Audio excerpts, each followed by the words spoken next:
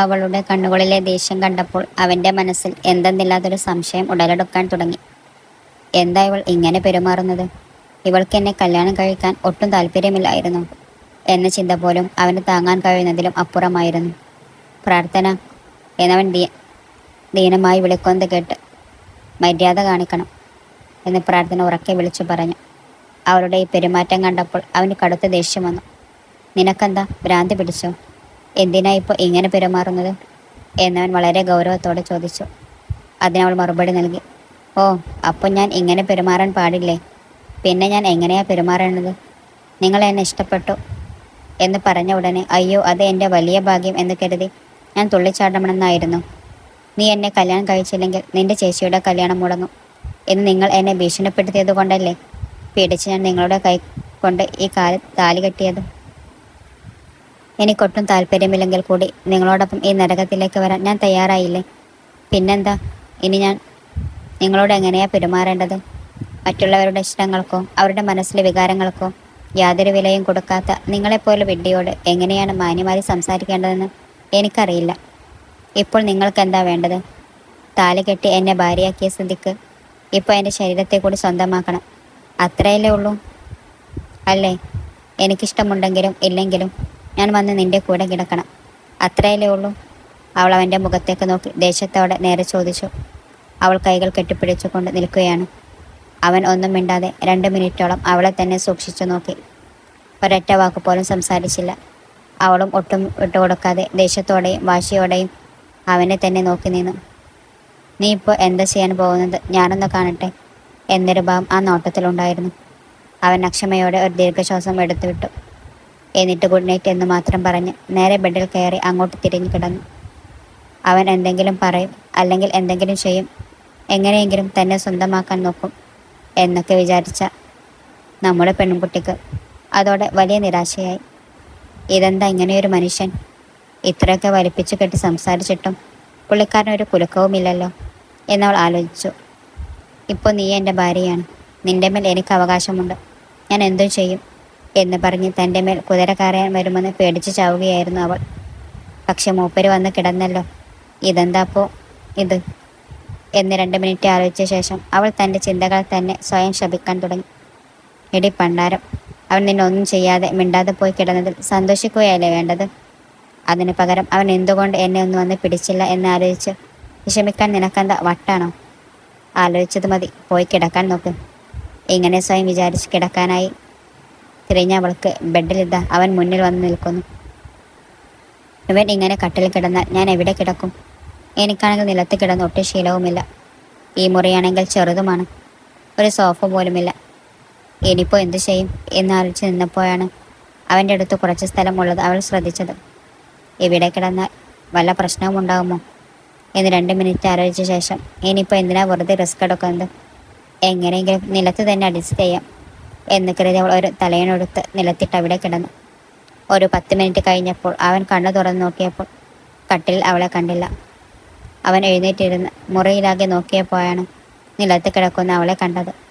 കട്ടിലിന് നല്ല വലിപ്പമുണ്ടല്ലോ. അടുത്ത് കിടന്നാൽ ഇപ്പോൾ എന്ത് സംഭവിക്കുക? അവളുടെ ചാരിത്യം വല്ലതും നഷ്ടപ്പെടും പോകുമോ? ഞാൻ ഇവളോട് എന്നെ കല്യാണം കഴിച്ചില്ലെങ്കിൽ നിന്റെ ചേച്ചിയുടെ കല്യാണം നടക്കില്ലെന്ന് നേരിട്ട് ഭീഷണിപ്പെടുത്തിയോ? ഇവരൊക്കെ സ്വന്തം നിലയ്ക്ക് എന്തൊക്കെയാ ഭാവനയിൽ കണ്ട് വലിയ വലിയ ത്യാഗങ്ങൾ ചെയ്യുകയാണെന്ന ഭാവത്തിൽ പെരുമാറുന്നത് എന്തിനാണ്? എന്നിട്ട് അവസാനം എൻ്റെ തലയിൽ കുറ്റവും ചുമത്തിക്കാരിയും. എനിക്കവളെ മനസ്സുകൊണ്ട് ഇഷ്ടപ്പെട്ടു. ജീവിതകാലം മുഴുവൻ കൂടെയുണ്ടായാൽ നന്നായിരിക്കുമെന്ന് തോന്നി. ഞാനത് തുറന്നു പറയുകയും ചെയ്തു. ഇഷ്ടമാണെങ്കിൽ ഉണ്ട് എന്ന് പറയണം, ഇല്ലെങ്കിൽ ഇല്ല എന്ന് പറയണം. അതല്ലാതെ ഒട്ടും താല്പര്യമില്ലാതെ നിർബന്ധത്തിന് വഴങ്ങി കെട്ടേണ്ടി വന്നു. മനഃപൂർവ്വം ഇതൊക്കെ ചെയ്യിപ്പിച്ചതാണ് എന്നൊക്കെ പറഞ്ഞു എനിക്ക് ക്ലാസ് എടുക്കാൻ വരുന്നത് എന്തിനാണ്? എന്തൊക്കെയായാലും അവൾ പറഞ്ഞത് ശരിയാണ്. ഇവളെയും സഹിച്ച് ജീവിക്കുക എന്നത് വലിയ പാട് തന്നെയാണ് എന്ന് സ്വയം പിറുപിറുത്തുകൊണ്ട് അവളെ എവിടെയെങ്കിലും കിടന്നുറങ്ങട്ടെ എനിക്കെന്തെന്ന ഭാവത്തിൽ അവൻ വീണ്ടും കണ്ണുകൾ പൂട്ടി മലർന്നു കിടന്നു. പക്ഷെ അവനോ ഒട്ടും ഉറക്കം വന്നില്ല. ദൈവമേ, ഇതൊരു തരം ടോർച്ചറിങ് ആണല്ലോ എന്ന് വിചാരിച്ച് കടുത്ത നിരാശയോടെ അവൻ എഴുന്നേറ്റ് കട്ടിലിൽ നിന്ന് താഴെ ഇറങ്ങി. നേരെ അവളുടെ അടുത്ത് ചെന്ന് അവളെ കൈകളിൽ കോരിയെടുത്ത് കട്ടിൽ കിടത്തി നെഞ്ചുവരെ പുതപ്പ് നന്നായി വലിച്ചിട്ട് കൊടുത്തു. അതിനുശേഷം കട്ടിലിൻ്റെ മറുഭാഗത്തേക്ക് വന്ന് അവൻ കിടന്നു. ഇത്തവണയും അവന് ഉറങ്ങാൻ കഴിഞ്ഞില്ല. കൊച്ചുകുട്ടികളെ പോലെ സുന്ദരിയായി അതീവ ശാന്തതയോടെ ഉറങ്ങുന്ന അവളുടെ മുഖത്തേക്ക് നോക്കി അവൻ അങ്ങനെ തന്നെ കിടന്നുപോയി. പിറ്റേന്ന് രാവിലെ രാവിലെ ആരോ വന്ന് വാതിൽ മുട്ടുന്ന ശബ്ദം കേട്ടാണ് അവൾ പതിയെ കണ്ണു തുറന്നത്. ഉണർന്നു നോക്കിയ പ്രാർത്ഥന കണ്ടത് തൻ്റെ മുഖത്തിന് തൊട്ടടുത്ത് മറ്റൊരു മുഖമാണ്. അവൾ പെട്ടെന്ന് നെട്ടിവിറച്ചുപോയി. ഒന്നോ രണ്ടോ മിനിറ്റുകൾ കഴിഞ്ഞപ്പോഴാണ് കൂടെ കിടക്കുന്നത് ആരാണെന്ന് അവൾക്ക് മനസ്സിലായത്. ഈ ദുഷ്ടൻ ഞാൻ കിടന്നുറങ്ങുന്നത് കണ്ട് വന്നത് എൻ്റെ അടുത്ത് കിടന്നതാണോ? നിൽക്ക്, നിനക്കുള്ള ഞാൻ തരുന്നുണ്ട് എന്ന് മനസ്സിൽ വിചാരിച്ച് അവൾ ഉറക്കെ വിളിച്ചു. ഹലോ, തന്നോടാണ്, എഴുന്നേൽക്കൂ. അവൻ ഉറക്കച്ചവളോടെ പിറുപുറത്തു. ആരോടോ ഇവിടെ വന്ന് പോത്തുക്കളെ മേക്കുന്നത്, അല്പം അങ്ങോട്ട് മാറിപ്പോകൂ. അത് കേട്ടതും അവൾക്ക് ദേഷ്യം വന്നു. എന്താ, എൻ്റെ ശബ്ദം അത്രക്ക് മോശമാണോ? ഹലോ മിസ്റ്റർ, ഞാൻ വിളിക്കുന്നത് പോത്തിനെ ഒന്നുമല്ല, തന്നോടാണ്. ഒന്ന് കണ്ണും തുറന്നു നോക്കൂ എന്നവൾ ദേഷ്യത്തോടെ പറഞ്ഞു. അവൻ ഹാ എന്ന് മൂളി പതിയെ കണ്ണു തുറന്നു നോക്കി. എന്നിട്ട് ഗുഡ് മോർണിംഗ് എന്ന് പറഞ്ഞ് വീണ്ടും കണ്ണുകൾ അടച്ചു. അല്ല, നിന്റെ ജീവിതത്തിലെ തന്നെ ഏറ്റവും വലിപ്പമേറിയ ഒരു ബാഡ് മോർണിംഗ് ആണിത്. അസൽ നീ എന്താ വിചാരിച്ചിരിക്കുന്നത്? ഇന്നലെ രാത്രി വലയ ശ്രീരാമചന്ദ്രൻ ചമഞ്ഞ് ഗുഡ് നൈറ്റും പറഞ്ഞു പോയി ബെഡിൽ കിടന്നുറങ്ങിയതല്ലേ നീ? പിന്നെന്തിനാ വീണ്ടും എൻ്റെ അടുത്തേക്ക് വന്നത്? ശരിക്കും നീ എന്താ ചെയ്തത് എന്നവൾ ദേഷ്യത്തോടെ ചോദിച്ചു. നിന്റെ ഒരു ഞാൻ എന്ത് ചെയ്യാനാ? ചെയ്യണമെന്ന് വിചാരിച്ചാൽ പോലും ഇന്നലെ രാത്രിയിൽ ആ സംസാരത്തോടെ എൻ്റെ മൂഡ് ആകെ ഔട്ടായി. ഇനി ജീവിതത്തിൽ അങ്ങനെ ഒരു ചിന്ത പോലും എനിക്ക് വരില്ല, അവൻ പറഞ്ഞു. പിന്നെ ആ ചിന്ത വരാതെയാണോ നീ എൻ്റെ അടുത്ത് വന്ന് കിടന്നത്? അയ്യോടി എന്ന് പരിഹസിച്ചുകൊണ്ട് നീ ആ കണ്ണുകളൊന്ന് താഴേക്ക് താഴ്ത്തി ആരാണ് ആരുടെ അടുത്ത് വന്ന് കിടന്നതെന്ന് നോക്കി പറ. എന്താണാവോ എന്ന് വിചാരിച്ച് അവൾ പതുക്കെ കണ്ണുകൾ താഴേക്ക് നോക്കി. അവൻ്റെ കൈ മാത്രമാണ് അവളുടെ മുഖത്തുണ്ടായിരുന്നത്. പക്ഷെ അവളുടെ കൈകളും കാലുകളും എന്താണ് അവളുടെ ശരീരം മുഴുവൻ തന്നെ അവൻ്റെ മേലേക്ക് കയറ്റി വെച്ചിരിക്കുകയാണെന്ന് അവൾ കണ്ടത്. അതുകൊണ്ട് അവൾ ഞെട്ടിവിറച്ച് താഴ്ന്നേറ്റിരുന്നു. ചുറ്റും നോക്കിയിട്ട് ഞാൻ താഴെയല്ല കിടന്നത്, പിന്നെങ്ങനെ മുകളിലേക്ക് വന്നു എന്ന് അവൾ ആകെ അന്തം വിട്ട് ചോദിച്ചു. അതെനിക്ക് എങ്ങനെ അറിയാം? നിനക്ക് ഉറക്കത്തിൽ നടക്കാൻ വല്ല അസുഖവുമുണ്ടോ? എന്തോ എനിക്കറിയില്ല. നീ ഒന്ന് പോയി ആദ്യം ആ കോഫി എടുത്തു തരുമോ? എനിക്ക് രാവിലെ തന്നെ ബെഡ് കോഫി കിട്ടിയില്ലെങ്കിൽ ആ ദിവസം മുഴുവൻ ഭയങ്കര മൂഡ് ഓഫ് ആയിരിക്കും. ഒരൊറ്റ പണിയും ചെയ്യാൻ ഒരു മൂഡ് തോന്നില്ല, അയാൾ പറഞ്ഞു. ഓ അങ്ങനെയോ, എങ്കിൽ പിന്നെ താൻ തന്നെ പോയി എടുത്തു കുടിക്കും. നിന്നെ പരിചരിക്കാൻ ഞാനൊന്നും നിന്റെ വേലക്കാരിയല്ല. എനിക്കതിൻ്റെയൊന്നും ആവശ്യമില്ല. ഇനി മേലാൽ എന്നോടിങ്ങനെ ഓർഡർ ഇടാൻ വരരുത് എന്ന് ദേഷ്യത്തോടെ പറഞ്ഞ് അവൾ അവിടെ നിന്ന് ഇറങ്ങിപ്പോയി. പോകുന്ന അവളെ വല്ലാത്തൊരു അതൃപ്തിയോടെ നോക്കിയിട്ട് അയാൾ വാഷ്റൂമിലേക്ക് കയറിപ്പോയി. അപ്പുറത്ത് അടുക്കളയിൽ പണി ചെയ്യുകയായിരുന്ന കാവേരി അമ്മയെ സഹായിക്കുകയായിരുന്നു പ്രാർത്ഥനയും വൈഷ്ണവിയും. അപ്പോഴാണ് പെട്ടെന്ന് പ്രാർത്ഥന എന്നൊരു വിളി കേട്ടത്. ആ ശബ്ദം കേട്ട പരിഭ്രാന്തിയോടെ ഓ അച്ഛനാണല്ലോ എന്ന് പറഞ്ഞ് അവൾ ഹാളിലേക്ക് ഓടിച്ചെന്നു. അവിടെ നോക്കിയപ്പോൾ വരുൺ, സിദ്ധാർത്ഥ് എന്നിവർ അതീവ ഗൗരവത്തിൽ നിൽക്കുന്നത് അവൾ കണ്ടു. ഇവർ 3 പേരും എന്താ ഇത്രയും സീരിയസ് ആയിരിക്കുന്നത്? ഒരു പക്ഷേ ഇന്നലെ രാത്രി നടന്നതൊക്കെ ഈ മഹാനുഭാവൻ അച്ഛൻ്റെ ചെവിയിൽ ഓതിക്കൊടുത്തോ? ഈശ്വര, അങ്ങനെങ്ങാനും സംഭവിച്ചിട്ടുണ്ടെങ്കിൽ അച്ഛൻ എന്നെ ചവിട്ടി കൂട്ടുമല്ലോ എന്നവൾ മനസ്സിൽ വിചാരിച്ചു. എന്താ അച്ഛാ വിളിച്ചേ എന്ന് വിറക്കുന്ന ശബ്ദത്തോടെ അവൾ ചോദിച്ചു. ആ ചോദ്യം കേട്ട അച്ഛൻ അവളെ നോക്കി പറഞ്ഞു. അതല്ല മോളെ, വരുൺമോൻ ഇപ്പോൾ ഇറങ്ങുകയാണെന്ന് പറയുന്നു. എന്താ കാര്യം? അയ്യോ, അവൾക്ക് ഇതിനെക്കുറിച്ചൊന്നും അറിയില്ല അച്ഛാ. ഞാൻ അവളോടൊന്നും പറഞ്ഞിട്ടില്ല. ഞാൻ ഒറ്റയ്ക്ക് പോകാൻ തീരുമാനിച്ചതാണ്. അത് നിങ്ങളോട് പറഞ്ഞു, അത്രമാത്രം. അതല്ല വരുൺ, പെട്ടെന്ന് അവളോട് പോലും പറയാതെ നീ എന്തിനാണ് ഇങ്ങനെ പോകുന്നത് എന്ന് ചോദിച്ചതാണ്. ഇവിടെ നിങ്ങൾക്ക് എന്തെങ്കിലും ബുദ്ധിമുട്ടുണ്ടോ എന്നച്ഛൻ അല്പം പരിഭ്രമത്തോടെ ചോദിച്ചു. അങ്ങനെയൊന്നുമില്ല അച്ഛാ, ഞാൻ 15 ദിവസത്തെ ലീവിനാണ് വന്നത്. അത് തന്നെ ജ്യേഷ്ഠൻ്റെ കല്യാണത്തിന് വേണ്ടിയായിരുന്നു. പക്ഷെ വിചാരിക്കാതെ എൻ്റെ കല്യാണവും കഴിഞ്ഞു. ഈ 10 ദിവസവും അച്ഛനമ്മമാരോടൊപ്പം ഇരുന്ന് എനിക്ക് സമാധാനമായി സമയം ചിലവെക്കാൻ പറ്റിയില്ല. അവർ എന്നെ ഒരുപാട് മിസ് ചെയ്യുന്നുണ്ട്. അതുകൊണ്ട് ബാക്കിയുള്ള ദിവസങ്ങളിലെങ്കിലും അവരുടെ കൂടെ ചിലവഴിക്കണം എന്ന് കരുതി. അതുകൊണ്ടാണ് പോകണമെന്ന് പറയുന്നത്. അവൻ്റെ വാക്കുകൾ കേട്ട് പ്രാർത്ഥനയ്ക്ക് വലിയ ആശ്വാസമായി. അവൾ ദീർഘശ്വാസം ഇട്ടുകൊണ്ട് പറഞ്ഞു. അച്ഛാ, എങ്കിൽ പോകാൻ അനുവദിക്കും. അവൻ പോകണമെന്ന് പറയുന്നുണ്ടല്ലോ എന്നവൾ അല്പം ആവേശത്തോടെ പറഞ്ഞു. അവളുടെ ആ സംസാരം കേട്ട അച്ഛൻ ഗൗരവത്തോടെ അവളെ നോക്കി പറഞ്ഞു. ശരി, എങ്കിൽ നീയും പോയി നിന്റെ തുണികളൊക്കെ എടുത്തു വെച്ചോ. നീയും അവൻ്റെ കൂടെ പൊക്കോ. ഇത് കേട്ടതും പ്രാർത്ഥന മനസ്സിൽ വിചാരിച്ചു. അയ്യോ, ഇവൻ്റെ കൂടെയോ? ഇവനിൽ നിന്ന് രക്ഷപ്പെടാൻ വേണ്ടിയാണ് ഞാൻ അവനെ അയക്കാൻ നോക്കിയത്. ഇപ്പോൾ എന്നെയും കൂടെ. അത് കണ്ട വിഷമം തോന്നി വരുൺ. അതെന്താ അച്ഛ, ഒട്ടും പ്രതീക്ഷിക്കാതെ ഈ കല്യാണം നടന്നതുകൊണ്ട് നിങ്ങളെയൊക്കെ വിട്ട് പിരിഞ്ഞു വന്നതിൽ അവൾക്ക് വലിയ വിഷമമുണ്ട്. കുറച്ച് ദിവസം അവൾ നിങ്ങളുടെ കൂടെ നിന്നാൽ ആ വിഷമം മാറിക്കോളും. അതുകൊണ്ട് അവൾ ഇവിടെ തന്നെ നിൽക്കട്ടെ. അതെന്താടാ നീ അങ്ങനെ പറയുന്നത്? ഇനി നാട്ടിലുള്ളത് വെറും 5 ദിവസമാണ്. അത് കഴിഞ്ഞ് നീ അമേരിക്കയിലേക്ക് തിരിച്ചു പോകില്ലേ? അപ്പോഴേക്കും നീ വന്ന് അവളെ കൂട്ടിക്കൊണ്ടുപോകുന്നതുവരെ അവൾ ഇവിടെ തന്നെ നിൽക്കണമല്ലോ. നിന്റെ കൂടെയുള്ളത് ഈ 5 ദിവസം മാത്രമല്ലേ ഉള്ളൂ. അതുകൊണ്ട് അവളെയും കൂടെ കൊണ്ടുപോകൂ എന്ന് സിദ്ധാർത്ഥ് പറഞ്ഞു. അവളെ കൂട്ടിക്കൊണ്ടുപോകണമെന്ന് എനിക്കുമുണ്ട്. പക്ഷെ എൻ്റെ കൂടെ വരാൻ അവൾ ഒട്ടും തയ്യാറല്ല. അതുകൊണ്ടാണ് അവളെ ഇവിടെ നിർത്തിയിട്ട് ഞാൻ പോകുന്നത് എന്ന് വരുൺ മനസ്സിൽ വിചാരിച്ചു. അപ്പോഴാണ് അച്ഛൻ ഇടപെട്ടത്. അതൊന്നും ശരിയല്ല വരുൺ, മോൻ പറയുന്നത് ശരിയല്ല. നിങ്ങളിപ്പോൾ മോളെയും കൂട്ടി അങ്ങോട്ട് ചെല്ലും. അവൾക്ക് അത്രയധികം വിഷമമുണ്ടെങ്കിൽ നിങ്ങൾ അമേരിക്കയിലേക്ക് പോയതിനു ശേഷം ഞങ്ങൾ അവളെ ഇങ്ങോട്ട് കൂട്ടിക്കൊണ്ടു വന്നോളാം. 1 മാസമെങ്കിലും അവൾ ഇവിടെ നിൽക്കട്ടെ. നിങ്ങൾ അവളെ കുറിച്ചോട്ട് വിഷമിക്കേണ്ട. മോളെ, നീ വേഗം പുറപ്പെടും. അതോടെ ഇനി ഒന്നും ചെയ്യാനില്ലെന്ന് മനസ്സിലാക്കി അവൾ ദേഷ്യത്തോടെ വരുണിനൊന്ന് നോക്കിയിട്ട് തൻ്റെ മുറിയിലേക്ക് നടന്നു. പ്രാർത്ഥന വസ്ത്രങ്ങളെല്ലാം എടുത്തു വെക്കുന്ന തിരക്കിലായിരുന്നു. ഉള്ളിൽ അവൾ ദേഷ്യപ്പെട്ട് സ്വയം പിറുപിറുക്കുന്നുണ്ടായിരുന്നു. ഇപ്പോൾ അവിടെ പോയി എന്ത് ചെയ്യാനാണോ എന്തോ. നീ 2 ദിവസം ഇവിടെ നിന്നിരുന്നെങ്കിൽ കുറച്ച് സമയം സന്തോഷമായി ചിലവഴിക്കാമായിരുന്നു. ഈ ഒരു സന്തോഷം പോലും തരാതെ നശിപ്പിക്കാൻ നോക്കുകയാണ് ആ ദുഷ്ടൻ. ആ സമയത്താണ് വൈഷ്ണവി ആ മുറിയിലേക്ക് വന്നത്. അവൾ പ്രാർത്ഥനയെ സഹായിക്കാൻ അടുത്തു ചെന്നു. ഞാൻ സഹായിക്കണോ? ഞാൻ തന്നെ ചെയ്തോളാം. നിന്റെ കെട്ടൻ അവിടെ ഒറ്റയ്ക്കല്ലേ ഉള്ളൂ. നീ അങ്ങോട്ട് ചെല്ലും. പ്രാർത്ഥന ഇത് പറഞ്ഞപ്പോൾ അവളുടെ സ്വരത്തിൽ നല്ല ദേഷ്യമുണ്ടായിരുന്നു. എന്താ പ്രാർത്ഥന, നിനക്ക് ഇത്രയും ദേഷ്യം? ഇതിനത്ര ദേഷ്യപ്പെട്ടിരിക്കുന്നത്? ഹേയ്, അതൊന്നുമില്ലല്ലോ. ഞാൻ സാധാരണ പോലെ തന്നെയാണുള്ളത്. അത് കേട്ടതും വൈഷ്ണവി അവളുടെ അടുത്തേക്കൊന്ന് അവളുടെ തോളിൽ പിടിച്ച് തൻ്റെ നേർക്ക് തിരിച്ചു നിർത്തി ചോദിച്ചു. എന്താ, നിനക്ക് താല്പര്യമില്ലാതെയാണോ ഈ കല്യാണം കഴിച്ചത്? നിനക്ക് അവനോട് ദേഷ്യമാണോ? ആ ചോദ്യം കേട്ടതും പ്രാർത്ഥന പെട്ടെന്ന് ഞെട്ടിപ്പോയി. താല്പര്യമില്ലാതെ കല്യാണം കഴിക്കുകയോ? എന്തൊക്കെയാ ചേച്ചി ഈ പറയുന്നത് എന്ന് പറഞ്ഞ് അവൾ വീണ്ടും കാര്യങ്ങൾ ഒതുക്കി തീർക്കാൻ നോക്കി. നീ എത്രയൊക്കെ മറച്ചു വെക്കാൻ നോക്കിയാലും പ്രാർത്ഥന, നിന്റെ മനസ്സ് എന്താണെന്ന് എനിക്ക് നന്നായി അറിയാം. അമ്മ വന്ന് നിന്റെ കല്യാണമാണെന്ന് പറഞ്ഞപ്പോൾ സത്യത്തിൽ ഞാൻ ആകെ പരിഭ്രമിച്ചു പോയിരുന്നു. പക്ഷേ ചെറുക്കൻ വരുണാണെന്ന് അറിഞ്ഞപ്പോൾ എനിക്ക് ഒരുപാട് സന്തോഷമായി. വരുൺ വളരെ നല്ലൊരു മനുഷ്യനാണ്.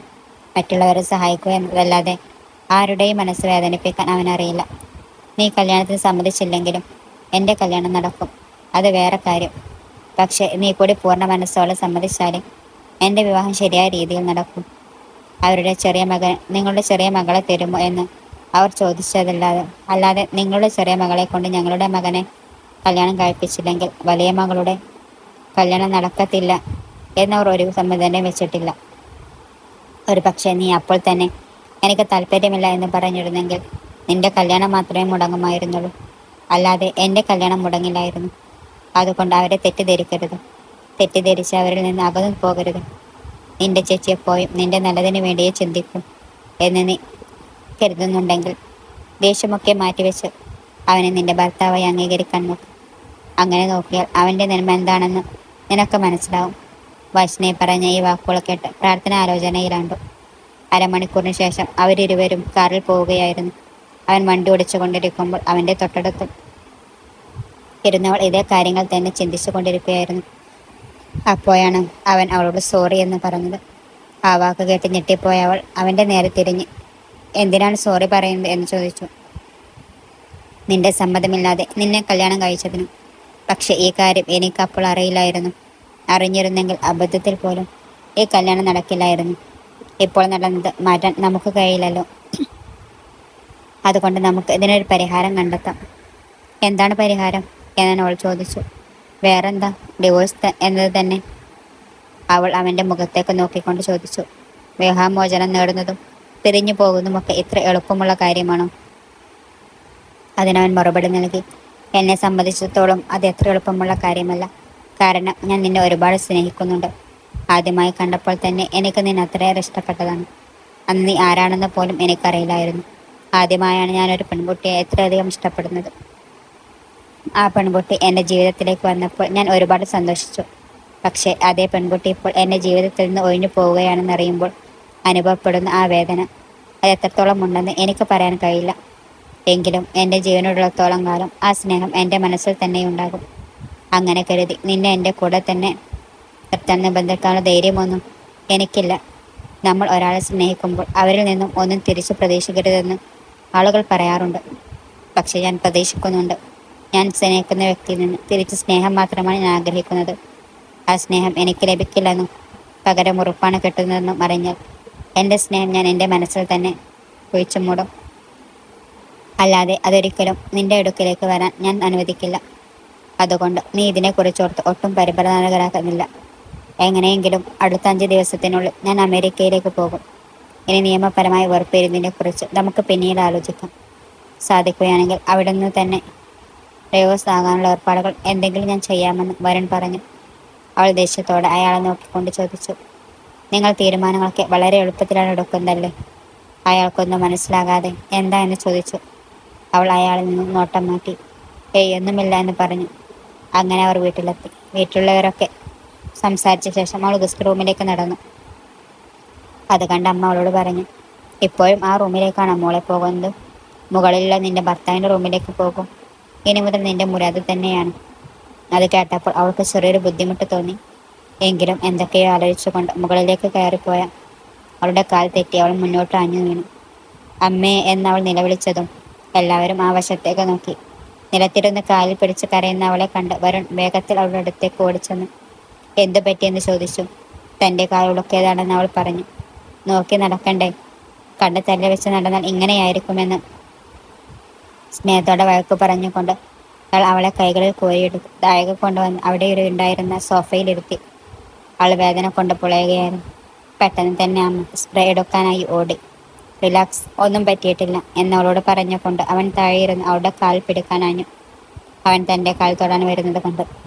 പരിഭ്രമത്തോടെ അവൾ പെട്ടെന്ന് കാൽ പുറകോട്ട് വലിച്ചു. അയ്യോ വേണ്ട, നിങ്ങൾ എന്തിനാ എൻ്റെ കാൽ പിടിക്കുന്നത്? അവൾ ആകെ ടെൻഷനിലായത് അവന് മനസ്സിലായി. എന്താ പറ്റുക? അവൻ അല്പം ദേഷ്യത്തോടെ ചോദിച്ചു. ഒന്നുമില്ല, പക്ഷേ വേണ്ട. ഒന്നും പറ്റിയിട്ടില്ലെങ്കിൽ പിന്നെന്താ പ്രശ്നം? ഞാനൊരു ഡോക്ടറാണ്. അതുകൊണ്ട് തന്നെ ഒരു ഡോക്ടറായി മാത്രം കണ്ട് സഹകരിക്കും എന്ന് പറഞ്ഞുകൊണ്ട് അവൻ സ്നേഹത്തോടെയും അധികാരത്തോടെയും അവളുടെ കാൽ തൻ്റെ കൈകളിലേക്ക് എടുത്തു. അവൻ അങ്ങനെ തൻ്റെ കാൽ ചേർത്ത് വെച്ചു. അവളുടെ മനസ്സിലൊരു പ്രത്യേക അനുഭൂതി തോന്നി.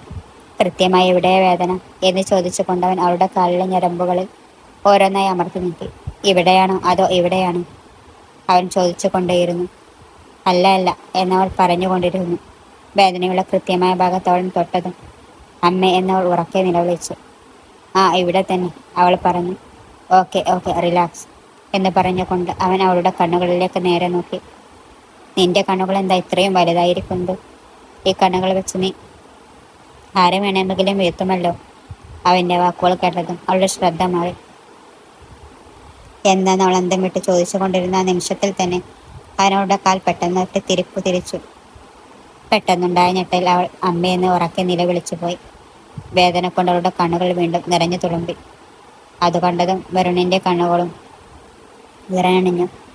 അവൻ്റെ കണ്ണുകളിൽ ആ കണ്ണീർ കണ്ടപ്പോൾ അവളുടെ ദേഷ്യം പതുക്കെ തണുത്തു. സോറി, ഇപ്പോൾ വേദന മാറിക്കാണും, ഒന്ന് നോക്കൂ, അവൻ പറഞ്ഞു. അതോടെ അവൾ പതുക്കെ കാൽ അങ്ങോട്ടും ഇങ്ങോട്ടും ചലിപ്പിച്ചു നോക്കി. ആ, ഇപ്പോൾ ശരിയായി. ശരി, ഇനി മുതലെങ്കിലും കുറച്ചൊക്കെ താഴെ നോക്കി നടക്കും. എന്നിട്ട് നേരെ ബെഡ്റൂമിൽ പോയി റെസ്റ്റ് എടുക്കും. അങ്ങനെ അവൾ മുറിയിൽ ചെന്ന് കട്ടിൽ കിടന്നെങ്കിലും ഒട്ടും ഉറക്കം വരുന്നുണ്ടായിരുന്നില്ല. അവളുടെ കൺമുന്നിൽ നിന്ന് വരുണിൻ്റെ മുഖം മാത്രമാണ് തെളിഞ്ഞു വന്നുകൊണ്ടിരുന്നത്. ദേഷ്യത്തിലായിരുന്നപ്പോൾ അവനെക്കുറിച്ച് അവൾ അത്രയൊന്നും ചിന്തിച്ചിരുന്നില്ല.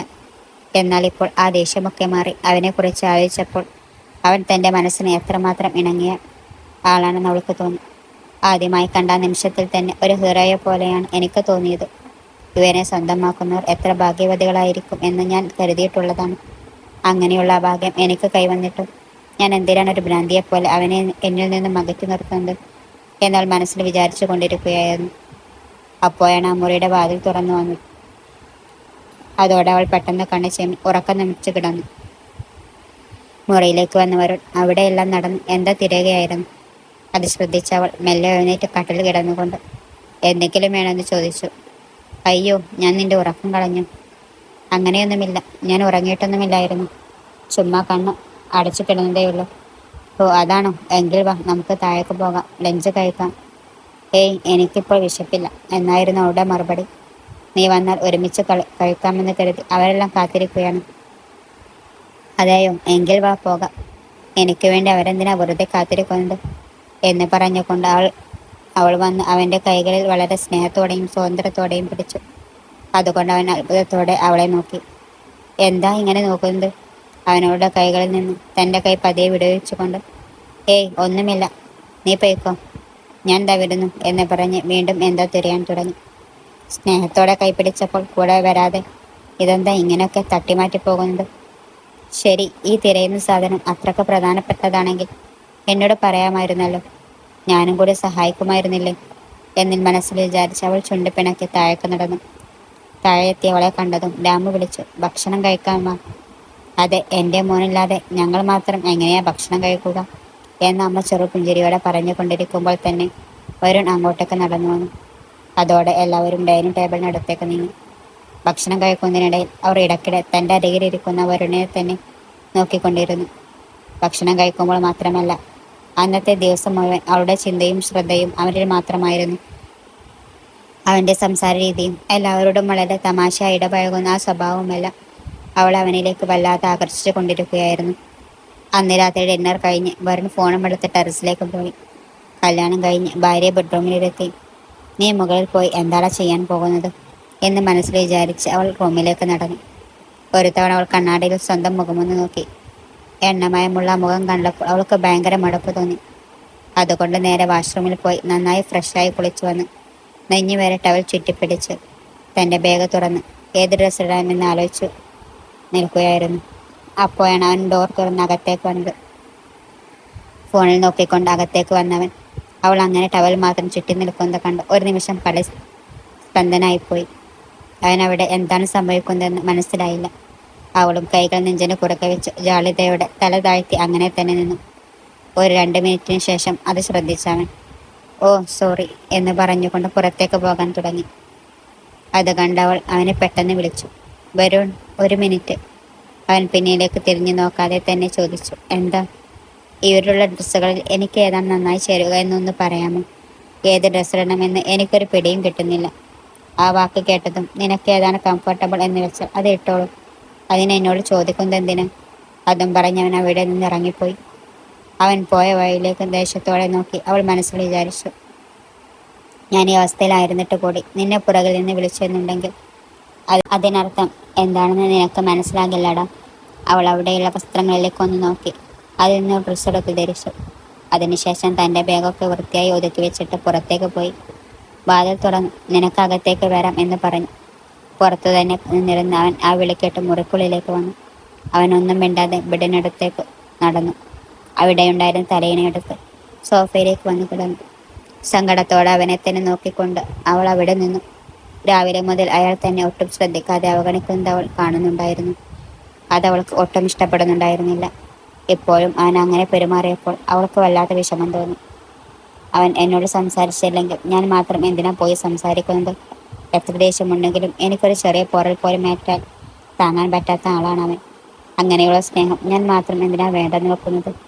അവൻ്റെ സ്നേഹത്തെക്കുറിച്ച് അറിയാതെ ഞാൻ എന്തൊക്കെയോ വിളിച്ചു പറഞ്ഞു, തല്ലുകയും ചെയ്തു. അത് തെറ്റാണെന്ന് അവൻ എന്നോട് പറയണമായിരുന്നു. അതിന് പകരം ഇങ്ങനെ പിണങ്ങി മുഖം വീർപ്പിച്ചിരിക്കുകയാണോ വേണ്ടത് എന്ന് മനസ്സിൽ വിചാരിച്ചുകൊണ്ട് അവൾ പോയി കിടന്നു. അവൻ ഇവിടെ ഇനി ആകെ 4 ദിവസമേ ഉള്ളൂ. ഇപ്പോൾ ഞാൻ മനസ്സിൽ തുറന്ന് സംസാരിച്ചില്ലെങ്കിൽ നീ അടുത്ത തവണ വരുന്നത് വരെ എനിക്കിങ്ങനെ വിഷമിച്ച് കാത്തിരിക്കേണ്ടി വരും. അവൻ ദേഷ്യത്തിലാണെന്ന് കരുതി ഞാനും ദേഷ്യം കാണിച്ച് ഇരുന്ന് സമയം വെറുതെ കടന്നു പോകും. ഞങ്ങളുടെ ഇടയിൽ അകലം കൂടുകയേ ഉള്ളൂ. അങ്ങനെ സംഭവിക്കരുത്. ഇങ്ങനെ ഉറപ്പിച്ചവൾ വരുണിൻ്റെ അടുത്ത് ചെന്ന് പറഞ്ഞു. I am sorry Varun.